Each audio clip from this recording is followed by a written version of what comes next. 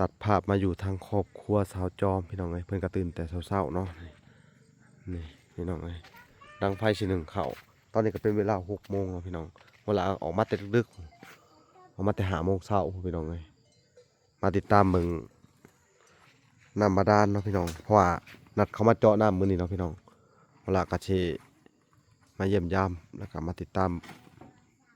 บอกเพิ่นเนาะว่าผู้ใหญ่เพิ่นผากเงินมาแล้วแล้วก็สิได้ลงมือเจาะในมื้อนี้เนาะพี่น้องเนาะเฮ็ดหยังน่ะสบายดีเราว่าสิหนึ่งเข่าดังไฟเนาะพี่น้อง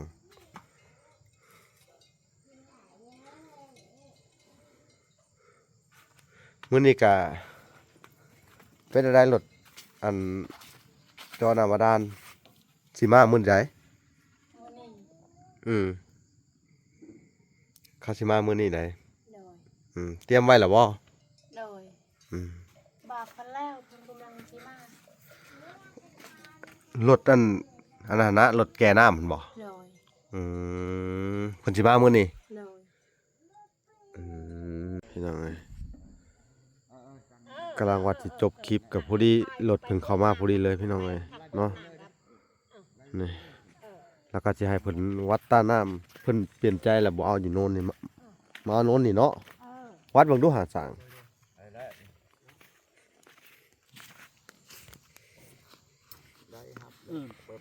อ๋อเอาบ่นี่เนาะ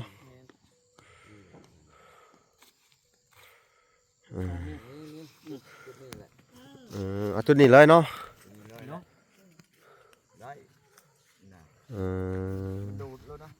มันดูดเลยถ้ามีน้ำอ่ะโอ้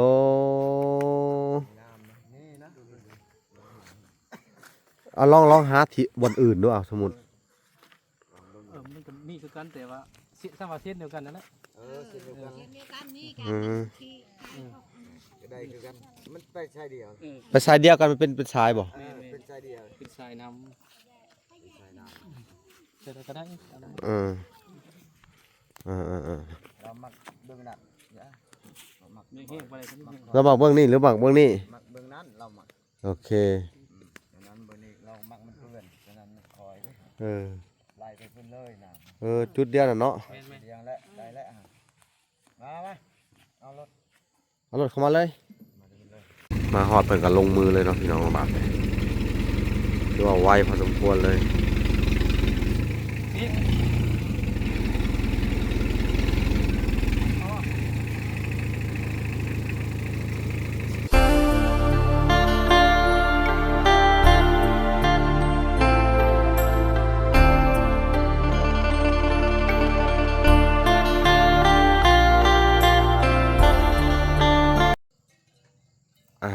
โอเคพี่น้องเนาะ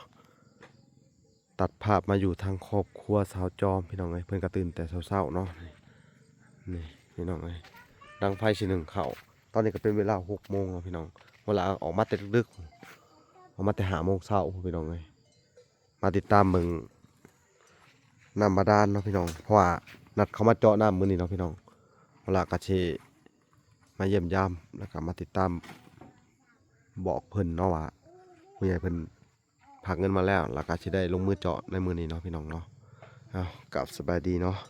พ่อแม่พี่น้องเบิดสู่คู่สู่คนพี่น้องกับยินดีเข้าสู่ช่อง YouTube บ่ละสายบุญเนาะคุณธรรมคือเก่าเช่นเก่าเช่นเคยเนาะทักทายสบายดี FC ทางฝั่งไทยและ FC ทางฝั่งลาวและ FC ทางต่างประเทศเนาะที่รับชมเวลาอยู่เข้ามาอัปเดตเบิ่งทางสาวจอมเฮ็ดหยังน่ะสบายดีเราว่าสิหนึ่งเข่าดังไฟเนาะพี่น้อง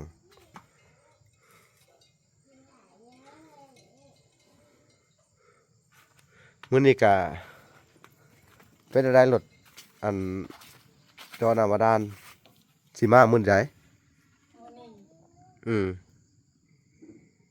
คาสิมามื้อนี้ได้เตรียมไว้แล้วบ่โดยบอกคนแล้วเพิ่นกำลังสิมาร ถอันนั้นนะรถแก่น้ำมันบ่โดย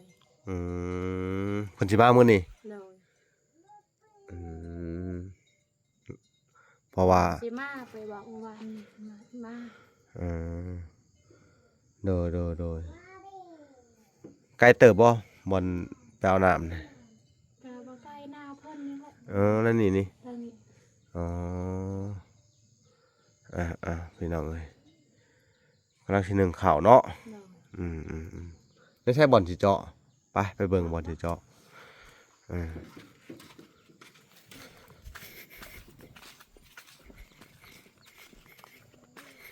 ขึ้นว่าโน่นนี่บ่ หน่อยนี่ใคร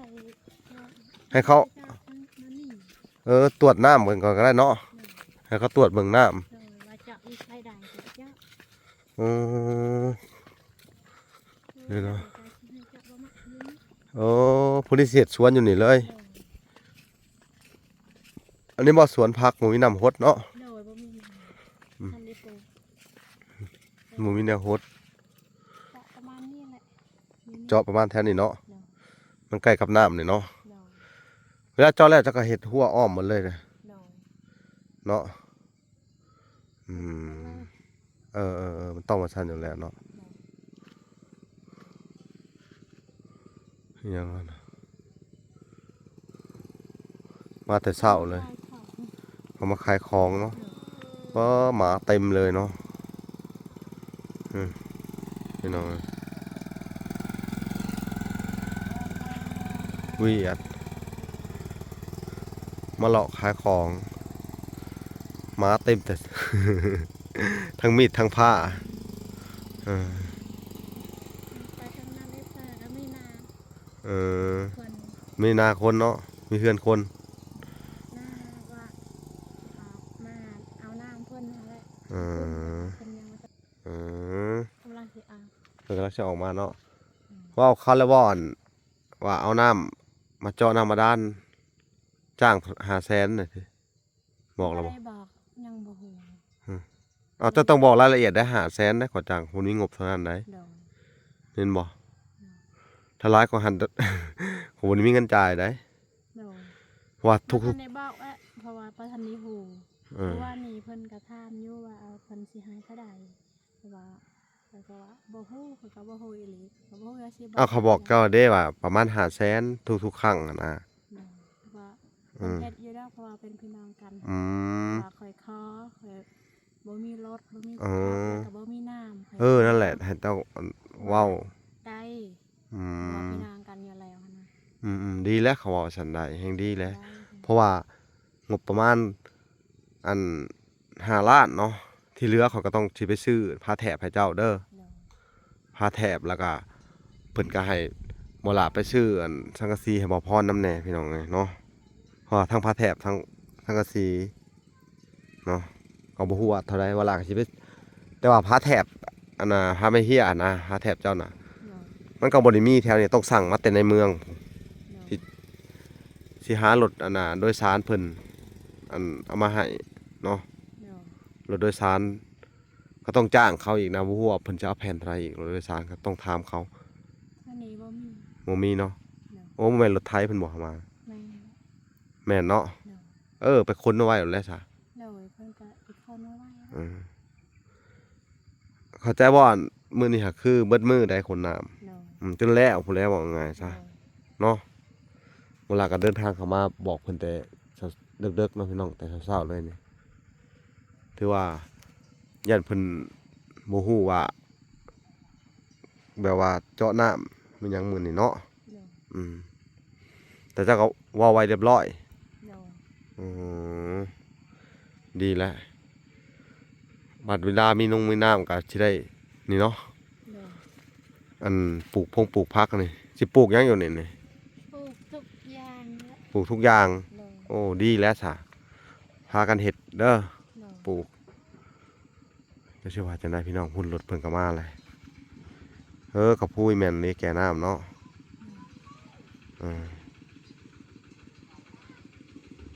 จะคุยเลย จะคุยเพิ่นสิเอามา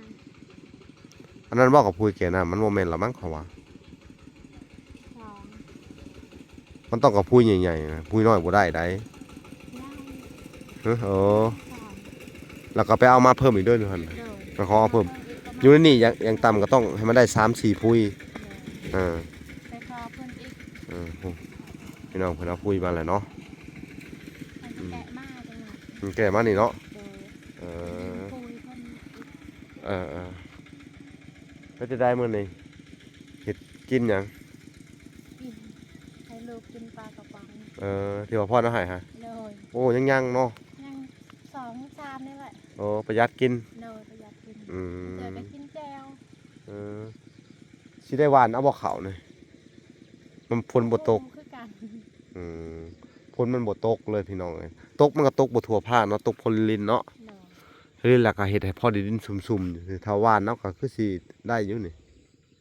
แต่ว่าฝนปีนี้มันก็สิเป็นประมาณนี้แหละฝนน่ะมันบ่มีพายุเลย เดี๋ยวก็ว่านเดี๋ยวก็ ถ้าจะตกกล้าเนี่ยบ่ทันแล้วต้องหวานเนาะ เลยจะบ่ฮู้คือกัน อืมนะ มันก็บ่ตกเทื่อ ต้องจ้างคนนี้แหละไถนาเนาะ เลย อืมลำบากอีกแล้วพี่น้องเอ้ยเนาะค่าใช้จ่ายอีกเนาะกับอันนี้แม่เจ้าบ่มาเฮ็ดกับแม่ เลย เฮ็ดกับแม่เนาะ เลย อืมคือว่าอะไรเฮ็ดกับแม่ เพิ่นนั่นแหละไปบ่มีอิหยัง อืม รถก็บ่มี เฮ็ดกับเพิ่นนั่นแหละเนาะเพิ่นมีรถไถบ่ซะ เพิ่นมีรถเก่าแต่ตะกี้น่ะ แต่พ่อจะอยู่พู ซื้อน่ะเลย อืมแล้วเพิ่นก็สิจ้างคนแล้วเนาะ เลย อืม รถกาแฟบ่ม่วนก็ ม่วน เลยบ่ม่วนก็ไทยไปล่ะบ่มี พายเป็นคนไทยจ้างเขาอีกบ่นี่ มันก็ถ้าว่าอาย อ้ายเจ้าเนาะ เลย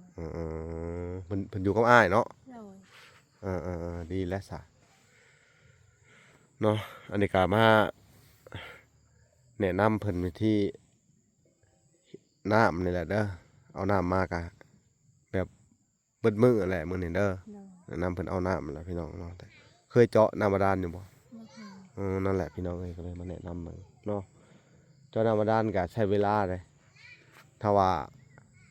มันแข็งกับเบิดมื้อพู้นแหละ เลย แต่มันก็เปลืองน้ำนี่แหละ เลย ต้องคนเบิดมื้อเด้อ เลย อันนี้ก็ดีใจนำที่ได้นำมาด้านแหละใครแน่เนอกบัดนี้ เลย พาแถบกาเดี๋ยวออกจากนี้เขาจะไปสั่งพาแถบกันเด้อ เลย ให้ทุกเจ้าพากันเจาะถาโลด เลย เนาะพากันเจาะถาเดี๋ยวทางรถนำมาด้านก็โทรหาว่าหลานเลยที่แนะนำเขามานี่เขาฮู้อยู่ดอกว่าซอยนี่เขาบอกเขามาอยู่ โอ้โหบ้านน่าจะบ่ฮู้บ่เคยไป เขาฮู้อยู่อืม นาเพิ่น อืมอันนี้เนาะ พ่อแม่เพิ่นมากิน เพิ่นก็สิมาซอยเนาะบอกเขาเด้อประมาณ500,000นี่แหละ เลย หลายกว่าหันเขาก็บ่มีเงินเด้บางเทื่อสิได้เพิ่มให้อันค่ารถเจาะยันของเจ้านี่การเจือนมันหลาย เลย เพราะว่าเพิ่นว่าถ้าเกิดว่าการเจือนมันนั่นมันหลายนะเขาว่า7-8 เมตรขึ้นไปแหละก็ต้องใช้การเจือนนะเอาท่อต้องซื้อท่อของแท้เพิ่นว่า เลย หรือว่าซื้อท่อทองอันมากันเจือนไว้นะบ่ให้ดินเจือนทมนะ เลย ต้องใช้ท่อตัวนั้นเพิ่นว่ามันจังสิได้มาตรฐานมันจังดินมันจังบ่ทมเพิ่นว่า เลยถ้าท่มแต่ว่าบ่มีอันนั้นก็ท่มอะไรละ ทมและการเจือนถ้าบ่มีมันทมบุบๆๆๆนั่นแหละเนาะ เลย ที่จริงนี่เจาะน้ำบาดาลนี่ถ้าดินทรายนี่ มันเจาะยากเลยถ้าบ่ใช้กันเจือนเนาะ ดินทรายบ่ ดินทรายเด้นี่ แต่บ่ฮู้ว่าหน้ามันเลิกประมาณใดนะ เลย ถ้าประมาณ5 เมตรหรือว่า4 เมตรแล้วก็แล้วไปดอกฮอดหินด้านนะหินด้านเขาก็สิพุนลงไปจน แล้ว ฮอดหลุมเลิกแล้วเจาะน้ำบาดาลบ่ได้เจาะตื้นๆนะถ้าบ่พอน้ำก็ประมาณ40 เมตรหรือ40ปลายพุ่นแหละ เลย เนาะเอาก็มีแต่กาเกียมเด้อ เลย จักสิว่าจังได๋พี่น้องเอ้ยก็มีแต่ว่าแนะนำเพิ่นเนาะว่าล่ะก็ออกมาแต่เช้านี่มื้อนี้ก็เบิ่งทรงคือฝนสิตกนะถ้าตกก็บ่แห้งดอกพี่น้องเอ้ยผ้ามันครึ้มไปทั่วเบิดท้องผ้าครึ้มๆอยู่ อันนี้มันก็เป็นเดือน8แล้วได้ เลย มันเป็น8 2หนตำหลักหลายคนนี่ ดำนาก็ขอนแล้วสิแล้วเบิดทุกคนเลยทำนี่ โดยปีที่แล้วดำหมดแล้ว แล้วเบิดแล้วเนาะ โดย เขาก็เขียวทุ่มเบิดเลยทุกคนเนาะแท้นี่ก็มีน้ำมาตั้งแต่ปีที่แล้วเนาะ โดยมีหมดดำหมดแล้ว เออปีนี้แย่หลายเนาะ โดย เอานี่แหละพี่น้องไงเวลาก็ได้เข้ามาติดตามแล้วมาแจ้งข่าวเพิ่นว่าให้เจาะน้ำมาด้านมื้อนี้เนาะเพราะว่าผู้ใหญ่เพิ่นก็ฝากเงินมาแล้วเด้อ โดย แล้วก็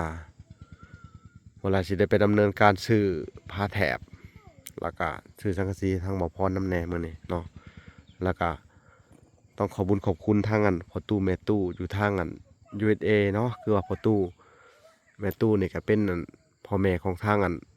เอื้อยลิซ่าเนาะครอบครัวเอื้อยลิซ่าก็ขอให้เพิ่นอยู่ดีมีแฮงเนาะความเจ็บอย่าได้ความไข้อย่ามีเนาะคือว่าทานไปแล้วก็ไหลขึ้นมาคือเก่าเนาะทานมื้อเช้าไหลเข้ามื้อแลงเด้อของทานเจ้าขอให้เป็นของทานแก้วทานทิพย์เนาะขอให้ผู้ให้ก็ให้มีแต่ความสุขความเจริญในหน้าที่การงานเจริญในศีลในธรรมเนาะบุญรักษาเทวดาคุ้มครองหมู่เจ้าสาธุเด้อเนาะดีใจอยู่ว่าแหละสิได้น้ำ ดีใจ เนาะเอาถ้าดีใจก็มีแต่ว่าเวลาก็สิทาเบิ่งแต่บ่ฮู้ว่ารถน้ำเขาอันนั้นบ่นะรถเจาะน้ำเขาบ่คันน่ะแม่นบ่พี่น้องเอ้ยกำลังว่าสิจบคลิปกับพอดีรถเพิ่นเข้ามาพอดีเลยพี่น้องเอ้ยเนาะนี่แล้วก็สิให้เพิ่นวัดต้าน้ำเพิ่นเปลี่ยนใจแล้วบ่เอาอยู่โน่นนี่มาเอาโน่นนี่เนาะวัดเบิ่งดูหาสร้าง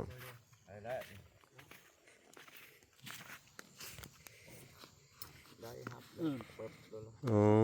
เอาบ่อนนี่เนาะ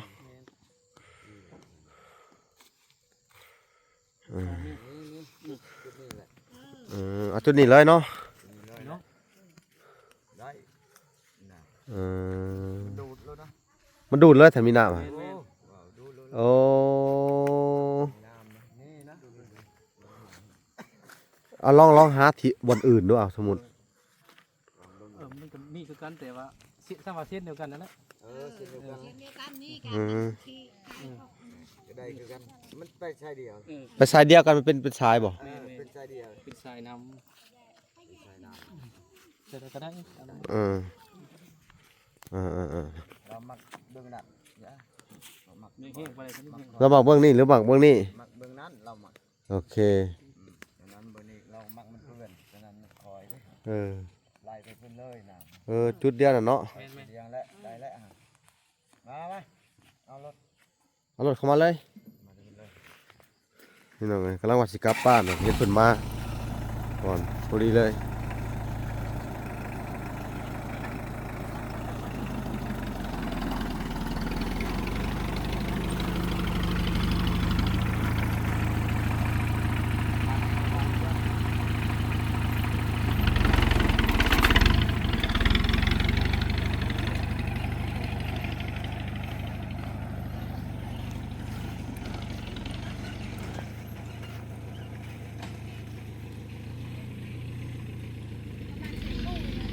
โอ้จน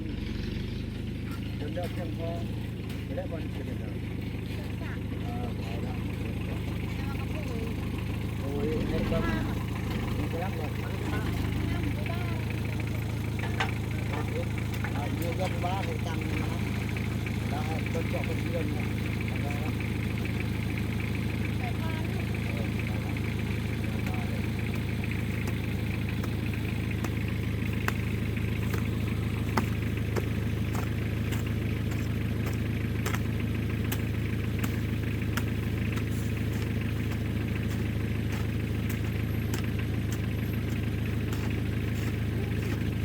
มานะ มาฮอดเพิ่นก็ลงมือเลยเนาะพี่น้องบาดนี้คือว่าไวพอสมควรเลย นี่